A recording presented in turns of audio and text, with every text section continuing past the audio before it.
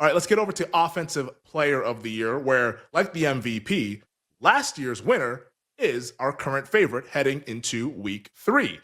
Eagles running back Saquon Barkley is plus 700 to win Offensive Player of the Year. The team success is right there. The numbers, not really. Saquon off to a little bit of a slower start, which is surprising because he played the Cowboys week 1, but didn't really have the game that most were expecting on opening night. A little bit better against Kansas City, albeit only 4 yards per carry on 22 carries for 88 yards. So it wasn't like your vintage Saquon games that we were getting last season where he was going for like 170 and 200 and 250 in some cases.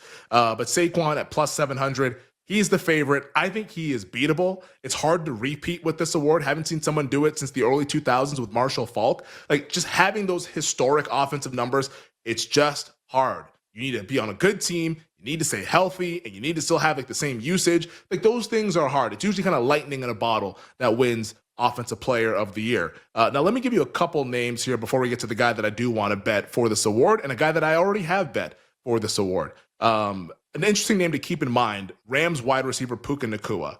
Thought about him before the season started. The Stafford back injury kept me off of him, and it's still going to keep me off of him. He's 10-1 right now, was around like 18-1 last week. Their win total's 10.5. They're plus 155 to win the division. He's 4th in the league in receiving yards, had a long rushing touchdown last week. He's awesome. But Puka Nacua also has some injury issues in his career, and his quarterback is one injury or one hit away from maybe being on IR. So, like, 10-1, I get it from where he's at from a production standpoint and the team standpoint.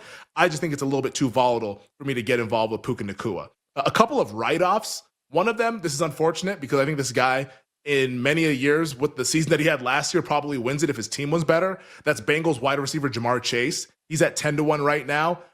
He's never winning this award. Not with Jay Browning as his quarterback. I'm sorry. It's not going to happen. Their updated win total 7.5, plus 650 to win the division. 7th in the league in receiving yards, which is solid, but like Chase is not going to win the award. And at 10-1, I think it's fool's errand if you're going ahead and betting that price.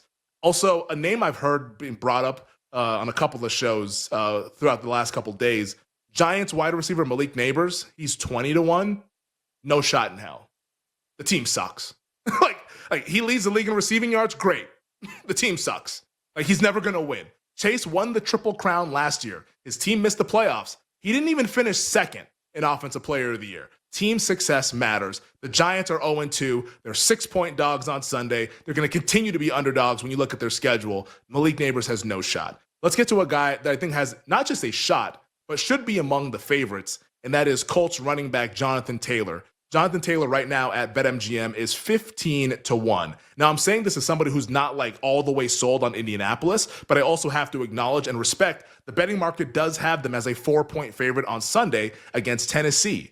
Indy's updated win total's 8.5. Would like that to be a little bit higher, but they play in a weak division, which is always nice. They're the favorites in that weak division, plus 135 to win the AFC South. Taylor also leads the league in rushing yards right now with 236. And oh, by the way, just today was named AFC Offensive Player of the Week after his game against the Denver Broncos, 165 on the ground, 50 through the air, and a receiving touchdown as well. And this week, on Sunday against Tennessee, he gets to go up against the 32nd ranked rush defensive EPA per play in the Tennessee Titans. Taylor could have another big game, and that 15-1 that we're staring at right now, that's plus 750 this time next week. So Jonathan Taylor right now is a bet in Offensive Player of the Year, especially if you believe that the Colts might be much better than expected. I'm starting to believe that as well, as somebody who's like, we've seen these teams fall off, but also I have to acknowledge I could be wrong, and maybe Shane Steichen has this team rolling, and they end up winning the division.